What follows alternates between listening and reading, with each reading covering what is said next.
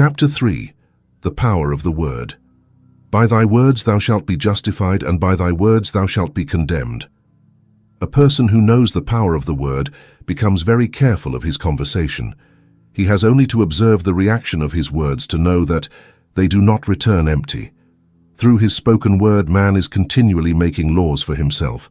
I knew a man who said, "I always lose a car. It invariably leaves just when I arrive."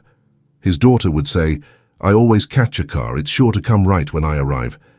This went on for years. Each had made a different law for himself, one of failure, one of success. This is the psychology of superstitions. The horseshoe or rabbit's foot contains no power, but the man's word and belief that it will bring him good luck creates expectation in the subconscious mind and attracts a lucky situation. However, I find that this does not work when man has advanced spiritually and knows a higher law. One cannot go back and must put away the sculpted images. For example, 2 men in my class had been very successful in business for several months when suddenly everything went down the drain. We tried to analyze the situation, and I discovered that instead of making their affirmations and looking to God for success and prosperity, each had bought a lucky monkey. I said to them, "Oh, I see. You have been relying on the lucky monkeys instead of God. Drop the lucky monkeys and invoke the law of forgiveness, for man has the power to forgive or neutralize his mistakes." They decided to throw the lucky monkeys down a coal pit, and everything went well again.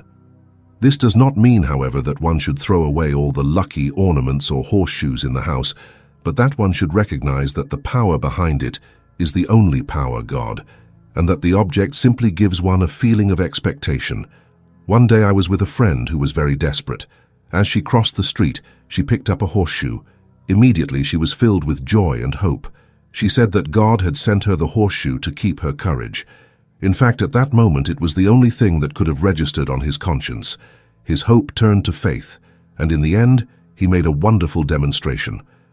I want to make it clear that the men mentioned above depended on the monkeys alone, while this woman recognized the power of the horseshoe. I know that, in my own case, it took me a long time to get out of the belief that a certain thing brought disappointment. If the thing happened, disappointment invariably followed. I found that the only way to make a change in the subconscious was to affirm, there are not 2 powers, there is only one power, God. Therefore, there are no disappointments, and this thing means a happy surprise. Right away I noticed a change, and happy surprises began to come to me. I have a friend who said that nothing could induce her to walk under a ladder. I said to her, "If you are afraid, you are yielding to a belief in 2 powers, good and evil, instead of one. As God is absolute, there can be no opposing power unless man makes the counterfeit of evil for himself. To prove that you believe in one power, God, and that there is no power or reality in evil, go under the next ladder you see." Soon after, he went to his bank. He wanted to open his box in the safe, and in his way was a ladder. It was impossible to get to the box without going under the ladder. He trembled with fear and turned around. He could not face the lion in his path. However, when he reached the street, my words echoed in his ears, and he decided to turn back and go under. It was a great moment in her life, as the stairs had kept her enslaved for years. She retraced her steps back to the vault, and the ladder was no longer there.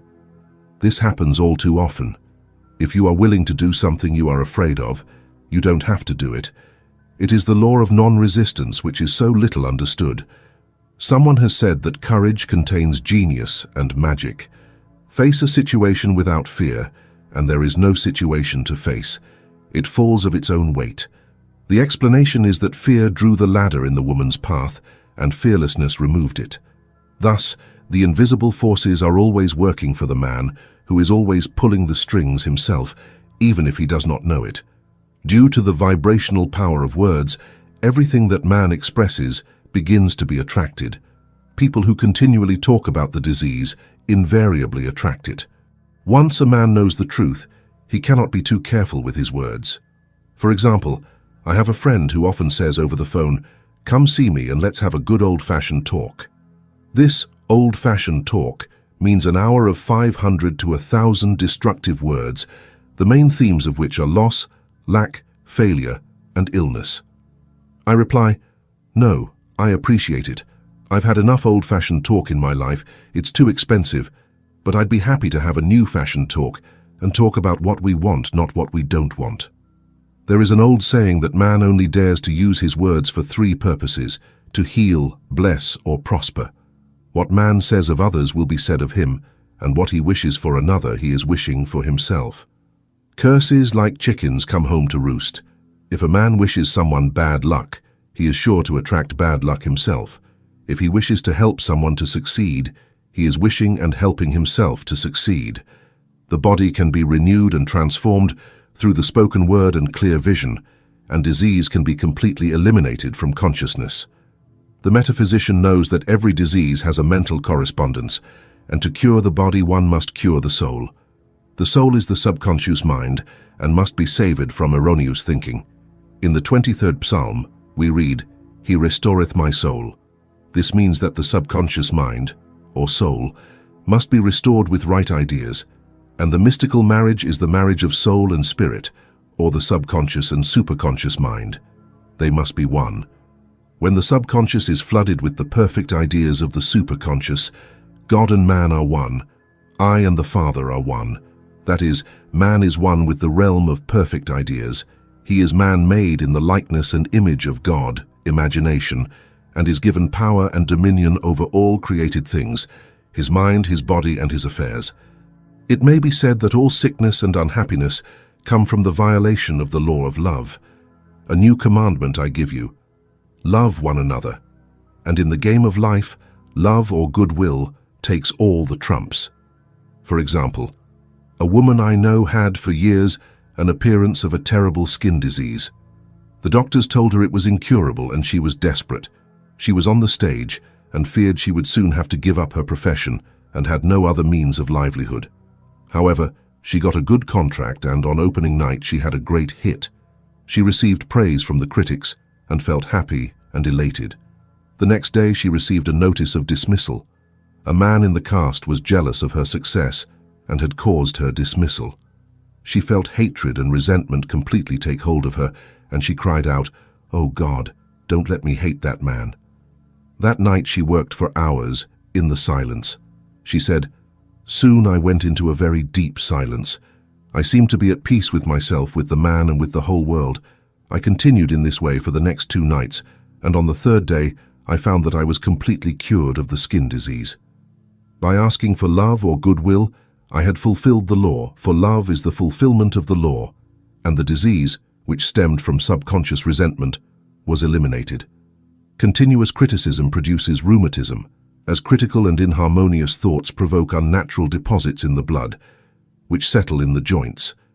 Jealousy, hatred, unforgiveness, fear, etc.